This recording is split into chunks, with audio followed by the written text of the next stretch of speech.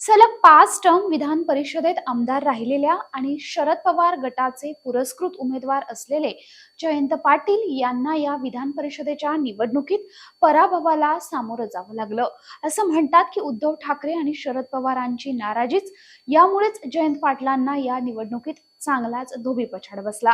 मात्र शेतकरी कामगार पक्षाचे सरचिटणीस आणि गेली 4 टर्म आमदार असणाऱ्या जयंत पाटील यांचा आजवरचा राजकीय आलेख कसा राहिलाय ते या व्हिडिओतून समजून घेऊयात। नमस्कार, मी भाग्यश्री आणि आपण पाहत आहात बखर लाईव्ह।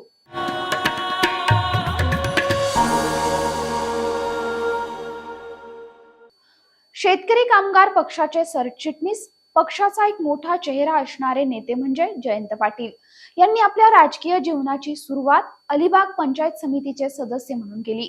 त्यानंतर रायगड जिल्हा परिषद सदस्य आणि त्यानंतर 27 जुलै 2000 पासून ते विधान परिषदेत कार्यरत आहेत। जयंत पाटील यांचे कार्यकर्ते भाई म्हणून त्यांना संबोधतात। जयंत पाटलांचं कार्य हे फक्त कोकण पट्ट्यातच मर्यादित नसून त्यांनी मराठवाड्यातल्या दुष्काळग्रस्त शेतकऱ्यांसाठी देखील लक्षवेधी आंदोलन केलं होतं।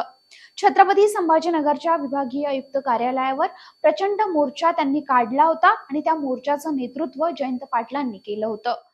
आणि त्यानंतरच दुष्काळग्रस्त शेतकऱ्यांबाबत सरकार जागं झालं आणि सरकारनं दुष्काळग्रस्त शेतकऱ्यांना मदत जारी केली होती। जयंत पाटील हे 4 वेळा विधान परिषदेवर निवडून आले होते। 2 वेळा निवडणूक होऊन तर 2 वेळा बिनविरोध त्यांची विधान परिषदेवर वर्णी लागली होती।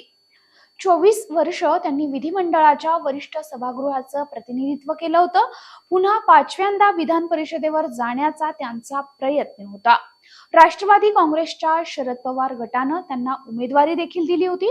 मात्र काँग्रेस आणि शिवसेना ठाकरे गटाची अपेक्षित साथ त्यांना मिळाली नाही। इतर छोट्या सहकारी पक्षांची अपेक्षित मतं त्यांना मिळाली नाहीत। 23 मतांची गरज असताना पाटील यांची गाडी 12च्या पुढे गेलीच नाही।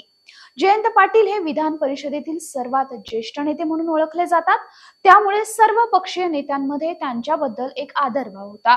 त्यांचे सर्वांशी सलोख्याचे संबंधही होते। त्यामुळे प्रतिकूल परिस्थितीत पक्षाच्या आमदारांचं पाठबळ नसताना देखील त्यांनी आपलं विधान परिषदेत स्थान 24 वर्ष कायम राखलं होतं।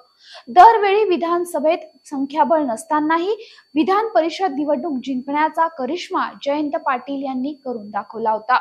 यावेळी मात्र या विधान परिषदेच्या निवडणुकीत त्यांचा पराभव झाला। कोकण पट्ट्यातील रायगड आणि मावळ मतदारसंघात शेतकरी कामगार पक्षाची अर्थात जयंत पाटलांची मोठी ताकद आहे। लोकसभेला शिवसेनेच्या म्हणजेच ठाकरे गटाच्या उमेदवारांना जयंत पाटलांकडून अपेक्षित अशी मदत मिळाली नाही।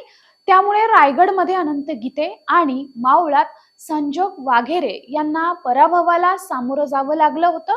हीच खंत ठाकरे गटाच्या मनाला लागत होती आणि इथंच सगळे फासे जयंत पाटलांच्या विरोधात पडले आणि जयंत पाटील आपल्या आमदारकीसाठीच्या 5व्या टर्मला मात्र मुकले। हा व्हिडिओ जर आवडला असेल तर लाईक करा, शेअर करा, आमच्या चॅनलला सबस्क्राईब करा।